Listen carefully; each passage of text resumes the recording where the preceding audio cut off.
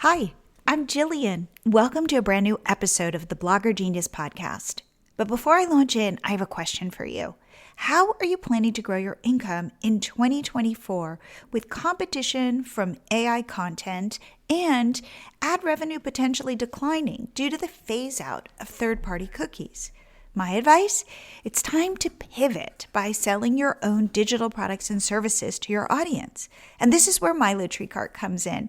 Imagine setting up unlimited memberships, digital downloads, workshops, coaching, and mini courses. And with our new AI-created sales pages, all you need to do is type in your product name and you have a fully fleshed out sales page in seconds.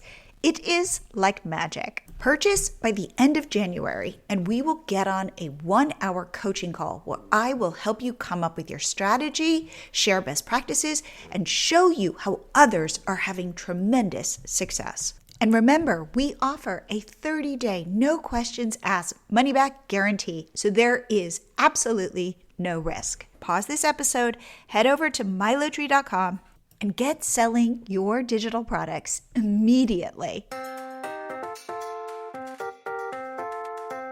Welcome to the Blogger Genius podcast brought to you by Milo Tree. Here's your host, Jillian Leslie. Hey guys, it is Jillian. Welcome back to the show. I have something interesting I want to talk about, and it is about this changing landscape we are finding ourselves in and how we can not only survive it, but really thrive. What I really want to focus on is how we are no longer in this world of selling information. We are in a world where we are selling our vibes, our individual vibes. So what is a vibe? Well, to be honest with you, it's a combination of your personality and your energy and your humor, your worldview, how you communicate, all of that stuff I call your vibe. And this is what is becoming invaluable. If you think about it, in the past, as bloggers, so let's say you're a food blogger, what was the goal? The goal was traffic. Loads of traffic. The more, the better. And it'd be like you'd have anonymous readers coming to your blog, consuming your content, and you'd be monetizing passively through ads on your site. Maybe you're putting affiliate links into your post, hoping somebody clicks and purchases. And notice we called it traffic and not people. But guess what? That is what I think is changing. In fact, I think it's changing right now. As search has evolved and AI has stepped in, third-party cookies are on their way out. This is how advertisers track people around the internet. If you think that your business is going to survive by relying solely on traffic, I think that's a mistake. Now, do I think this is all going away tomorrow? I don't, but my job is to look out into the future, see what's changing, and bring it back now to prepare you for any of these seismic shifts. And I will tell you, AI is not going away, and it is only going to get more popular and more powerful. So what is this new business model? How are we ever going to compete with AI? Well, I will tell you what is the one thing that AI can't be, and that is human. It's a different way of thinking about your business. Before, as bloggers, we could hide behind our blogs, like I'm the creator of this blog, but really you, some random person who's really traffic in my mind, is just interacting with my blog. And I think that piece is going to go away, because why come to your blog if I can automatically get that information through a Google search, on YouTube, and especially with ChatGPT? So now it becomes much more about showing up with your expertise as a way to get people to kind of feel who you are, sniff you out, to see whether you show up as somebody they can trust, somebody they connect with. So it's It's kind of about a feel. And how do you then get your vibe out there? Well, before we talk about that, I want to just kind of do some simple math with you. There is a guy, and his name is Kevin Kelly. He's the founder of Wired Magazine, and he came up with this concept called 1,000 True Fans.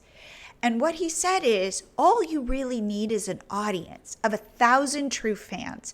Because if you could sell something to each of them for $100 a year, so that turns out to be like $8.25 a month, after 1 year, you have made $100,000. Like, that blows my mind. This is where I think this idea of cultivating your true fans becomes so powerful.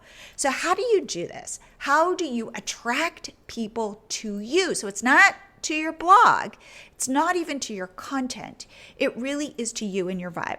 So the way that I am doing this, and I welcome you to follow along with me, is I have decided 30 days ago that I was going to show up on Instagram doing 2 reels a day. And yeah, I've been passively on Instagram, but the truth is, like, when I think about Instagram, it's always kind of made me uncomfortable. I don't know why. And so I said, I've got to put my preconceived ideas about Instagram aside, and I'm just going to jump in and make this commitment to myself to show up for 30 days and see what happens.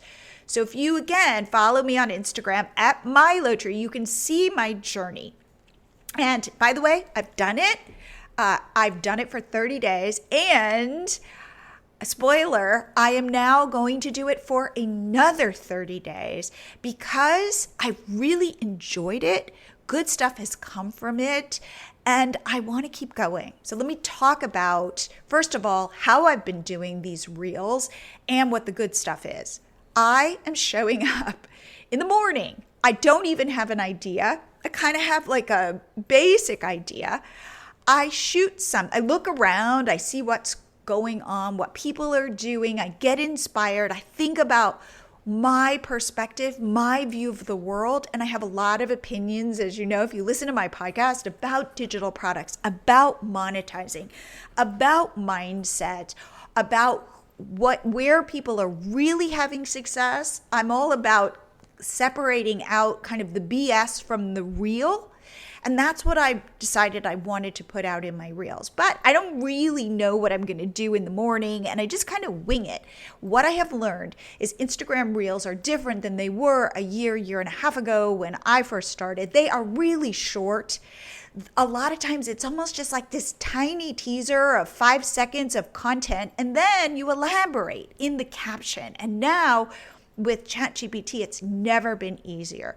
So I come up with a concept, I film it. I haven't even brushed my hair that day. I've got my coffee at least, and I'm just shooting stuff. And then I'm going to ChatGPT and saying, hey, flesh this out for me. This is what I want it to be about.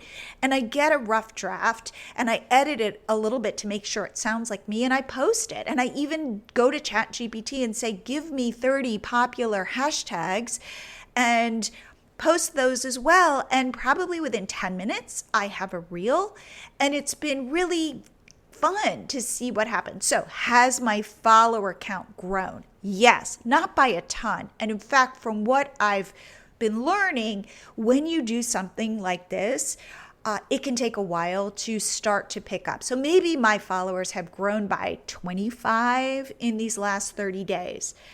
And I was told, though, to not expect that should be your result, not to think that that's going to tell you whether you're doing it right or wrong. And in truth, it's more of a vanity metric than anything else. The good stuff that has come from this is my connections to people. There are people I've known on the internet, but that they've reached out to me because they've been noticing I'm doing reels, and we've gotten more connected. I've met new people. I've found new guests for my podcast. Here's this one. I have sold MiloTree card just by them getting to feel my vibe and trust me. I have had deeper conversations in DMs. And so all of that has been such a win. And here is the other win.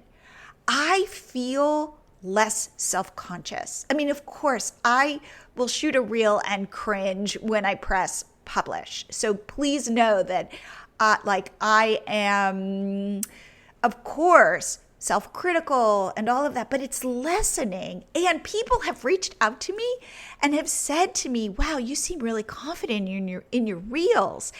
And I almost laugh because if only they knew how I felt on the inside. It's just so funny to me, but I do believe in fake it till you make it. And I'm starting to see that happen because in other areas of my business now, I'm totally cool shooting a video. I'm putting videos on my landing pages. I'm putting videos in my sales pages. I'm putting videos all over the place. And I credit doing these Instagram reels. So that is something that I recommend you challenge yourself to do. This speaks to this concept of nobody really cares about you. They care how you can help them, but they're not judging you and they are not looking at you through those critical eyes. And I think like everything that's uncomfortable and awkward, when you work at it, you get better at it. I say this a lot about selling because it's another thing that when you are no longer just focused on putting out content and getting traffic, but you've got this tribe of people that you're connecting to. Your job is to sell them products and services to get to that 1,000 true fans, selling each one something for $100. So selling is another skill that I recommend you work on and get good at it. I find this whole approach incredibly liberating. So this is something I recommend you think about, even if you're an introvert. There are so many ways to make reels where you don't even show your face. Just use B-roll, like you walking or you drinking coffee from the back, and then just put a bunch of text on it. Watch how other people are doing reels, and you will see it's not as hard as you think. The other thing I recommend you lead into to cultivate your people is email. Your email list is only going to become more valuable. You have been hearing this on this podcast forever, that the money's in your list, your email list is this asset that you own. Well, I believe your email list is only going to become more important in your business. So yes, please focus on growing your list. Yes, offer an opt-in that I say should be like a Hershey's Kiss. It should be tiny, quick to unwrap and pop in your mouth. And you don't notice when somebody offers you a Hershey's Kiss, you do not save this for later. It gives you this rush of chocolatey goodness and you want another one. That's how your opt-in should be. And it leaves you wanting more. Like, I give you this quick, useful opt-in that's maybe fun or easy to consume, and you go, whoa, I like Jillian. She's giving me value. What else does she offer? Think about it this way. Because someone has opted into your list, they have really invited you into their inbox. That's an honor. It's almost like somebody inviting you into their living room. So let them know that you appreciate that. Share who you are and why you're an expert and why you're trustworthy in your emails.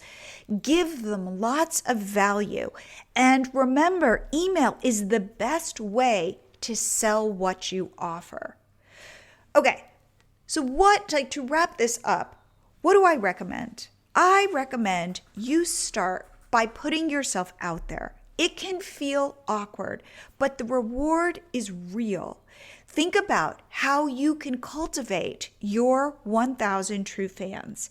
And remember, finding your fans, finding your vibe is all about trial and error. It's like you put something out there, you see how people respond. So I'm looking at my reels and seeing which ones do well and figuring out why they did well. Maybe I know, maybe I don't, and doing stuff that's similar to that. It is all about moving fast. It is all about finding traction. People talk to me about their digital product strategies a lot. And I definitely say, hey, you want to create an ebook? Great, do it. Sell it for $15. Start there. But that's just the start, because then you move on to a live 1-hour workshop or courses or coaching or services that you can sell or memberships. And by the way, remember, the money is in the memberships.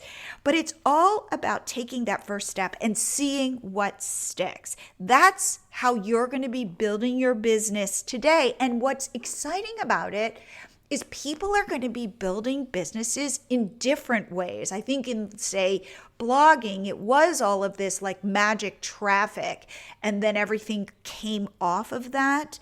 I am thrilled to see the creativity blooming in this community of bloggers and online entrepreneurs. In fact, I have an upcoming episode with Anka from the Butter Table. She's a food blogger. By the way, she's a new food blogger. She doesn't have a ton of traffic. She doesn't have a ton of followers, but she has figured out how she can sell her user-generated content to brands, which is really just short-form video around food and cooking. And she's doing awesome at this, and she shares her whole strategy. I love that she has found this, and I said to her, I bet you in 6 months, you're going to start teaching this to other food bloggers. So here's the thing. This can all feel overwhelming and scary. It can also feel exciting. And I recommend you choose exciting, because when things change, there are opportunities. You just have to keep your eyes open and look for them.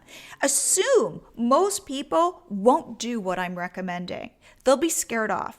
So if you are one of the people that does, you will win, because it's the law of numbers.